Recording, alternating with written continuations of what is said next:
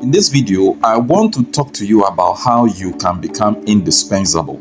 Many of us find ourselves in situations and institutions we are working our jobs and just pushing hard to earn our salary. All we do is to stay in the secularity of things. You just perform what you've been asked to do.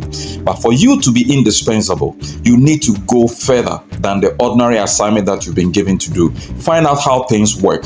Find out how the systems in where you work are placed. Know much more than you have been given ordinarily to do. Invest into yourself and become more valuable. And I can tell you, when you are able to go the extra mile, make sure you are there first and you are the last to close up. Make sure you push every corner and get to know even the things that are not in your department. By so doing, you make yourself extremely indispensable. And I can tell you, when they have to lay people off, you are the last person they could ever touch. Try this and you'll thank me later. Thank you for everything. See you in my next video. Bye bye.